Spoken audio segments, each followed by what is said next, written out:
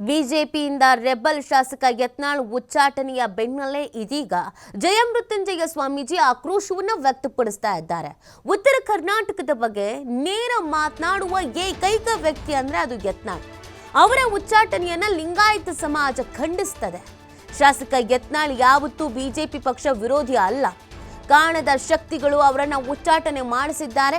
ಉಚ್ಚಾಟಿಸಿ BJP ತನ್ನ ಕಾಲಿನ ಮೇಲೆ ಕಲ್ಲು ಹಾಕೊಂಡಿದೆ. ಬಿಜೆಪಿಗೆ ಈಗ 60 ಶಾಸಕರಿದ್ದಾರೆ, ಮುಂದೆ 30 ಬರಲ್ಲ. ಬಿಜೆಪಿ ವರಿಷ್ಠರು ತೆಗೆದುಕೊಂಡ ತೀರ್ಮಾನ ವಾಪಸ್ ಪಡಿಬೇಕು. ಇಲ್ಲದೆ ಇದ್ರೆ ಎಲ್ಲ ಲಿಂಗಾಯತ ಶಾಸಕರು ಪಕ್ಷ ಬಿಟ್ಟು ಹೊರಗೆ ಬನ್ನಿ. ಬಿಜೆಪಿಯ ಲಿಂಗಾಯತ ಶಾಸಕರಿಗೆ ಜಯಮೃತ್ಯುಂಜಯ ಸ್ವಾಮೀಜಿ ಈ ರೀತಿಯಾಗಿ ಕರೆ ಕೊಟ್ಟಿದ್ದಾರೆ. ಇವತ್ತು ಬೆಳಗಾವಿಯಲ್ಲಿ ಜಯಮೃತ್ಯುಂಜಯ ಸ್ವಾಮೀಜಿ ಸಭೆ ಸೇರ್ತಾ ಇದ್ದಾರೆ. ರಾಜ್ಯದಾದ್ಯಂತ ಹೋರಾಟದ ಬಗ್ಗೆ ಇವತ್ತಿನ ಸಭೆಯಲ್ಲಿ ತೀರ್ಮಾನವನ್ನು ಕೈಗೊಳ್ಳಲಾಗುತ್ತೆ. ಯತ್ನಾಳ್ ಅವರನ್ನ ಉಚ್ಚಾಟನೆ ಮಾಡಿರುವಂತ ವಿಚಾರಕ್ಕೆ ಸಂಬಂಧಪಟ್ಟಂತೆ ಜಯಮೃತ್ಯುಂಜಯ ಸ್ವಾಮೀಜಿ ಈ ತರ ಪ್ರತಿಕ್ರಿಯೆ ಕೊಟ್ಟಿದ್ದಾರೆ. ಹಿಂದೂ ಸಮುದಾಯದ ಜಾಗೃತಿ ಬಗ್ಗೆ ಯಾವುದೇ ಪಕ್ಷ ಇರಲಿ ನೇರವಾಗಿ ಮಾತನಾಡುವಂಥ ಈ ನಾಡಿನ ಏಕೈಕ ವ್ಯಕ್ತಿ ವಿಜಯಪುರದ ಶಾಸಕರು, ಕೇಂದ್ರದ ಮಾಜಿ ಸಚಿವರಾಗಿರ್ತಕ್ಕಂಥ ಬಸವನಪಾಟೀಲ್ ಯತ್ನಾಳ್.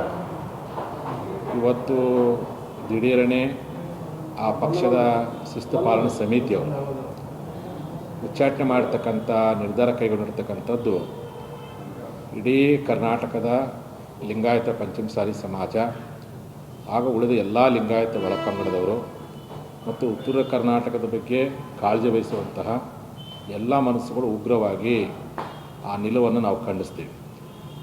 ಕಾರಣ ಬಸವನಪಾಟೀಲ್ ಯತ್ನಾಳ್ ಅವರು ಯಾವತ್ತೂ ಸಹ ಪಕ್ಷ ವಿರೋಧ ಚಟುವಟಿಕೆ ಮಾಡಿಲ್ಲ. ಇವತ್ತು ಕಾಳಾಡಂಥ ಶಕ್ತಿಗಳು, ಕಾಳಾಡಂಥ ದುಷ್ಟ ವ್ಯಕ್ತಿಗಳು ಇವತ್ತು ಬಸವನಪಾಟೀಲ್ ಅವರನ್ನು ಉಚ್ಚಾಟನೆ ಮಾಡಲಿಕ್ಕೆ ಪರೋಕ್ಷವಾಗಿ ಕಾರಣವಾಗಿದೆ ಅನ್ನುವಂಥ ಮಾತನ್ನು ಈ ಸಂದರ್ಭದಲ್ಲಿ ಹೇಳಿಕ್ಕೆ ಇಚ್ಛೆಪಡ್ತೀನಿ. ಇವತ್ತು 66 ಬಂದಿತ್ತು ನಿಮ್ಮ ಪಕ್ಷ, ಮುಂದೆ 36 ಬರಲಿಕ್ಕೆ ಸಾಧ್ಯವಿಲ್ಲ. ಅವರು ಉಚ್ಚಾಟನೆ ಮಾಡುವಂಥ ಕೆಟ್ಟ ತೀರ್ಮಾನ ತೆಗೆದುಕೊಂಡಿರಲ್ಲ.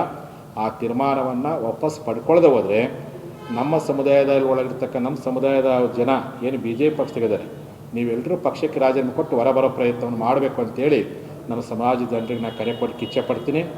ಆ ಹಿನ್ನೆಲೆ ಒಳಗೆ ನಾಳೆ ಮಧ್ಯಾಹ್ನ 1 ಗಂಟೆಗೆ ಬೆಳಗಾವಿ ಗಾಂಧಿ ಭವನದಲ್ಲಿ ತುರ್ತಾಗಿ ಲಿಂಗಾಯತ ಪಂಚಮಸಾಲಿ ಸಮಾಜ ಬಾಂಧವರ ಪದಾಧಿಕಾರಿಗಳ ತುರ್ತು ಸಭೆಯನ್ನು ಕರೆಯಲಾಗಿದೆ.